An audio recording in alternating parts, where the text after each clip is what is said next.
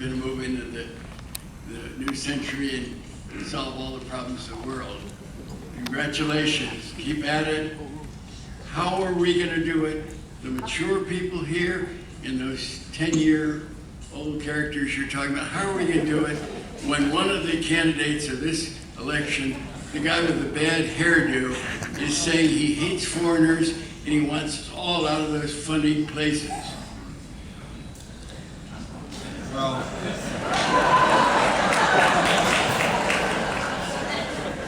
I knew I could count on you two. No, thank you very much. And listen, I'm going to leave. I'm going to leave this choice to the American people. My guess is they're going to sort it out.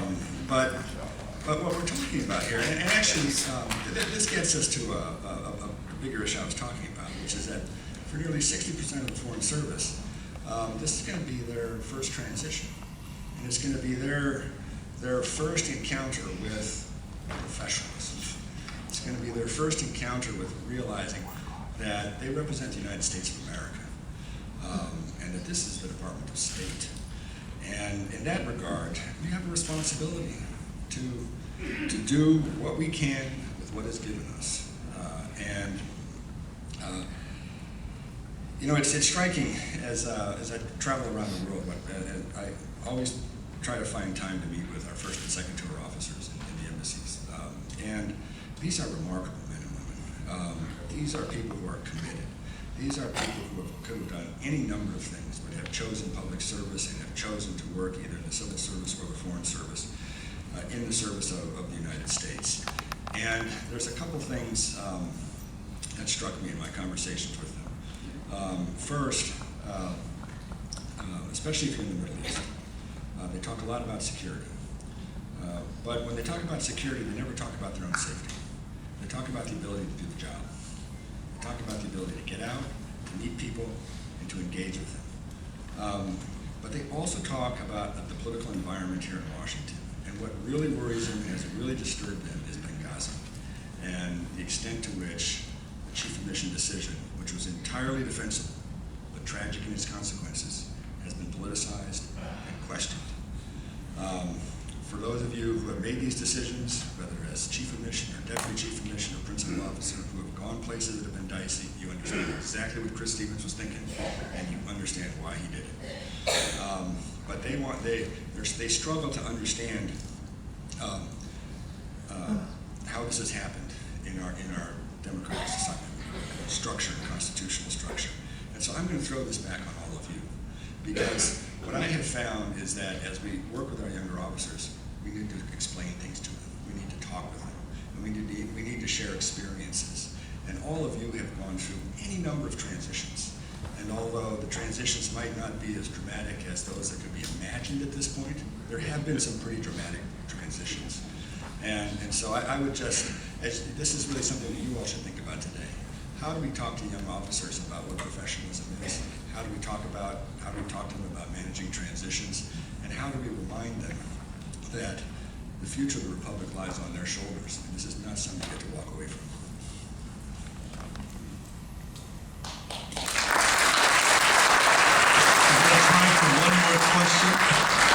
It's actually a variation on the same theme, but more a question of continuity.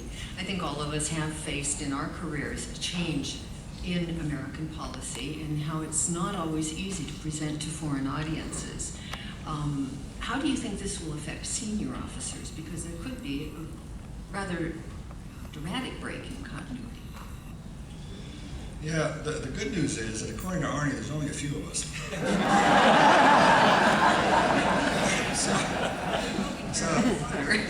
So we can be marched out the door pretty quickly.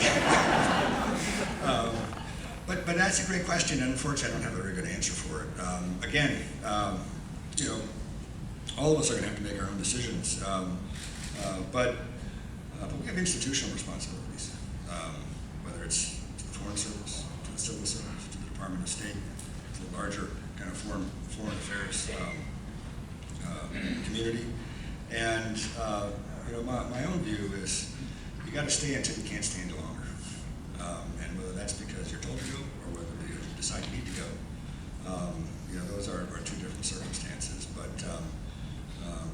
again, my own view is that the American people are going to sort this out for us.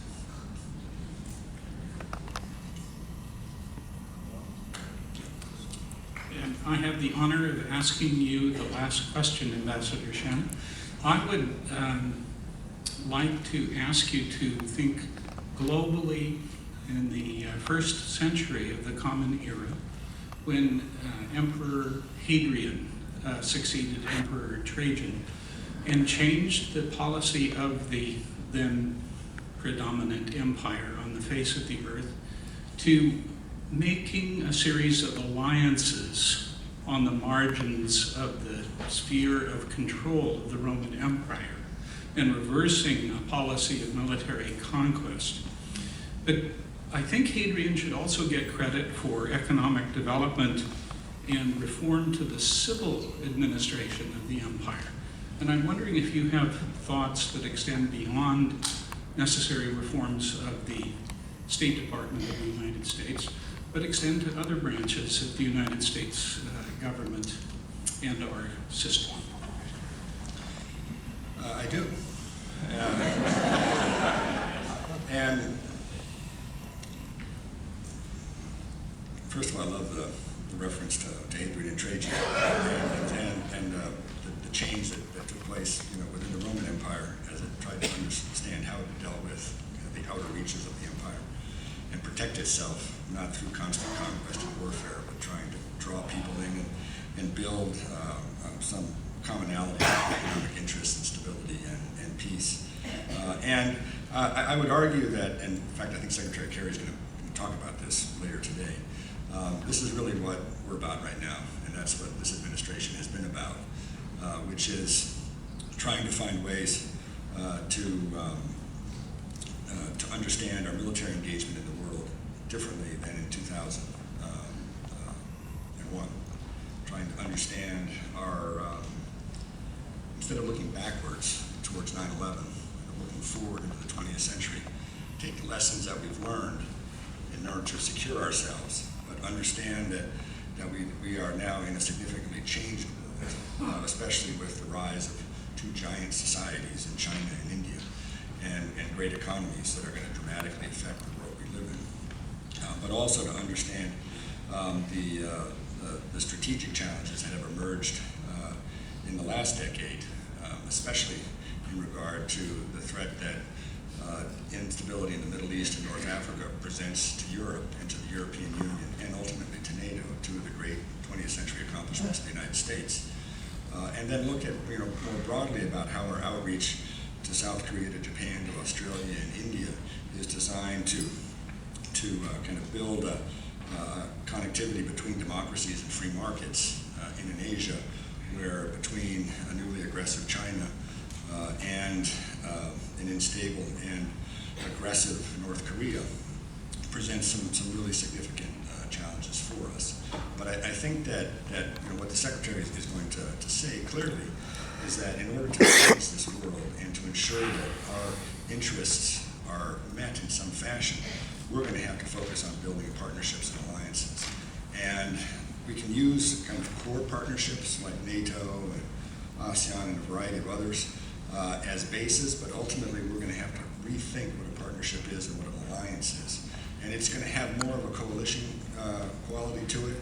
It's going to require very agile and flexible diplomacy, and it's going to understand that our relationships are no longer monogamous, that there's a promiscuity to them, in the sense that we are going to have a variety of partners, and our partners are going to have a variety of partners, and we're going to have to be comfortable with that and understand when they work and when they don't work. And so it's going to require a lot of acuity, mental flexibility, and agility, ability to understand how relationships work. And this is where the State Department has a huge comparative advantage because we've got the languages, we have the cultural experiences, we have the on-the-ground presence, and that's what we do. We do relationships. So, thank you. Thank you all very much.